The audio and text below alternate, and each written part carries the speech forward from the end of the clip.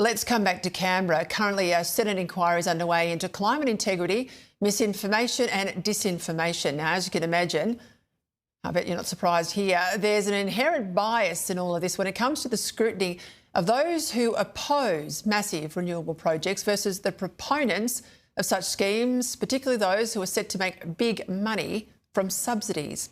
Many of you will recall Alex O'Brien, who was part of the team called Responsible Future, a community group that stood against a massive wind farm off the Illawarra coast in New South Wales.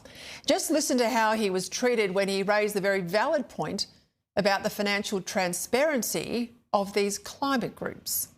On notice, are you able to provide a list of your finances going back the last 2 financial years? We mentioned the same thing in the New South Wales inquiry. We're more than happy to provide our financials and a statement on our donators, as long as the very groups that we're fighting against on this issue in the Illawarra do the exact same.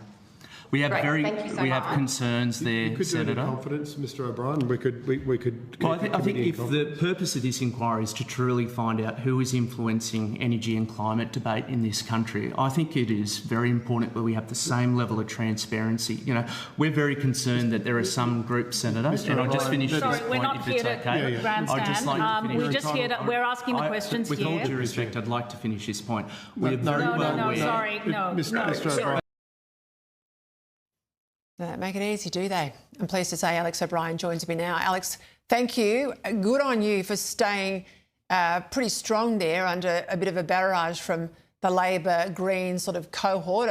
They operate in a pack, don't they?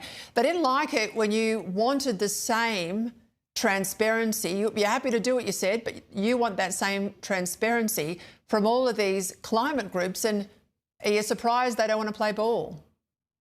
No, it's not, Peter. And, we've made this statement several times in the past. We've been accused of being, funded by fossil fuel interests, the interest of, Gina Rinehart, part of the Murdoch empire, whatever label they can throw our way, they have, just because we've opposed one particular project. So, when it came to that question, we answered it in the same way. But this inquiry actually, we feel, is an own goal. It actually revealed a lot more for us about the climate ecosystem that we and many communities around this country are up against. And what was alarming was some of the funding numbers that were revealed. 40 charities in this country, many of which have been quite political in the last election, are bringing in $438 million per annum, so $1.3 billion per election cycle. Peter, if you want to know why our energy system's broken at the moment and why household bills are skyrocketing and businesses are closing down, well, it's because in Canberra, they're being swarmed by teams of climate lobbyists that have opaque funding. They have skirting around the Electoral Commission rules. They're hiding behind the disclosure requirements of non-for-profits. And the simple fact of this inquiry was they attacked grassroots community groups. We've gone around with a bucket, at our events. We've gone and sold call flutes. We receive $50 memberships. That's how we raise our money. And, it's quite concerning, that they've targeted us and used the weight of a Senate to target us, but not have groups like Sunrise, who's Australia's biggest charity and bringing in more money than our major political parties. And we use that term charity very loosely, and a lot of them, as we know, as my viewers know, have got an affiliation or an involvement with other groups overseas as well.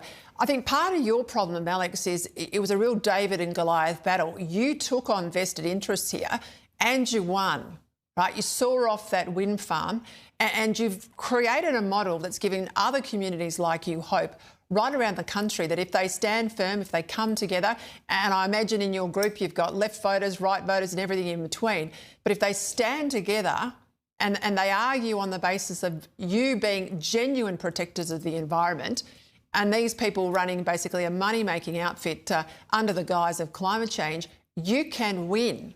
So part of the reason you're copying flack is you beat them, right? Yes, so sure. What sort of hope can we have that out of this report we're going to get a Fed income impartial, a final document? Look, we're not going to. I think we have to be realistic that this is, Greens Labor-controlled inquiry. So, they want to control the narrative here. They've accused us, many groups of spreading misinformation and disinformation. But, we were right on so many issues of floating offshore wind, green hydrogen, green steel. But what gives me hope, Peter, is, the people within our community. We have people who are Labor supporters who have been part of the unions. We have conservationists.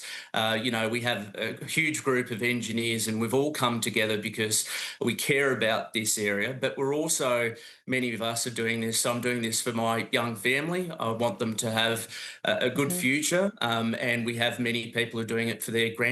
And, one question that isn't answered by a lot of these climate groups is, what happens when the $220 billion of annual revenue coming from oil, gas and coal disappear?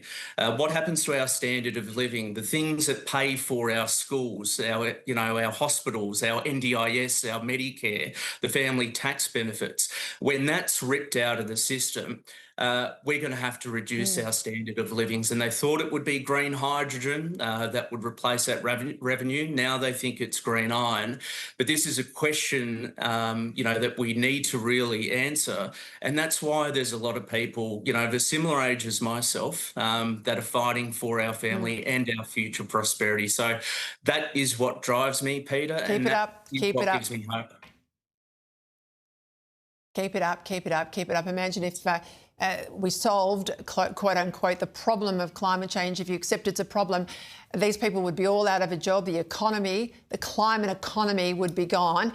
And that's what they fear most. Alex, thank you. Thank you for your hard work and taking the brickbats as you do.